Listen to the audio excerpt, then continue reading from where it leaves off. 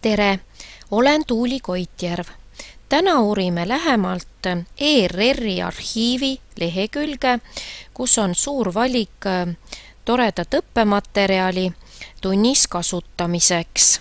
Selleks sisenege leheküljele arhiiv.err.ee. Teile avaneb järgmine vaade. Meie aga uurime täpsemalt ERR-i videoarhiivi. Selleks klõpsame antud teema peal. Vasakul avanevad teile videote kategooriad.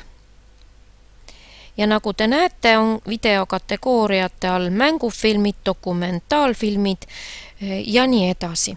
Kõige suurem valik meile sobivat materjali on hariduse teema all. Siin on suur valik erinevaid teemasid, mis sobivad kasutamiseks mis tahes tunnis, käsitöötunnis, muusikatunnis, eesti keele tunnis, inimeseõpetuse tunnis, näiteks Eesti rahvakalendri teemal tutvustatakse lähemalt 17 erinevat rahvakalendri tähtpäeva. Keskkonnateemalised saated keskkonnakese all, muusikatunnis sobivad materjalid on erinevate teemade all, näiteks kõik võib olla muusika. Kunstitundideks sobivad materjalid, näiteks kukesammud. Loodusõpetuse tunniks minu lemmikloom. Teema käsitlemisel soovitan kindlasti vaadata pealkirja all näitemäng olevaid materjale ja nii edasi. Vaatame lähemalt näiteks kategooriat kõik võib olla muusika.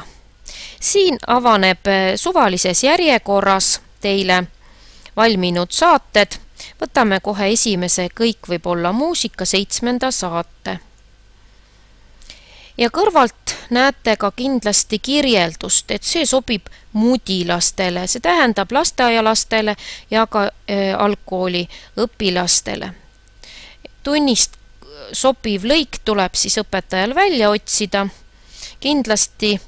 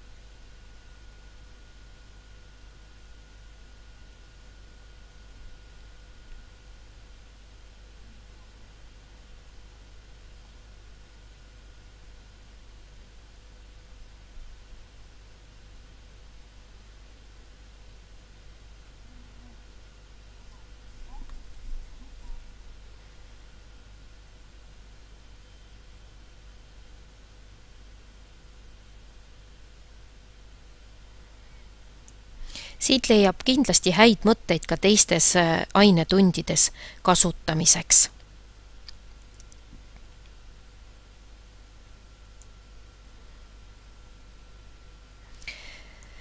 Mängufilmide ja dokumentaalfilmide alt leiate ka toredat materjali. Osa mängufilme on venekeelsed, siis tasub vaadata eriti vanemad 50 aastat tagasi valminud filmid. Aga kui ma nüüd ei taha kõiki teemasid täpselt läbi vaadata ja tahan otsida konkreetse teema kohta kiiremini, siis tuleks trükkida otsingu mootorisse võtmesõna.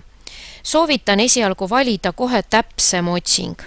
Siis te saate kiiremini just videote hulgast valida endale sobiva materjali. Võtame näiteks lastekirjandus ja otsime. Ja kuvataksegi meile saatesari Tõmblukuga kass, kus loetakse katkendeid erinevatest lasteraamatutest ja esitatakse ka väikeseid dramatiseeringuid. Allapoole liikudes näeme ka teisi saateid, näiteks Õhtutund kirjanikuga Holger Pukist on siin juttu ja võib-olla tore Krokodilli, Kornei Tšukovski loo lavastus.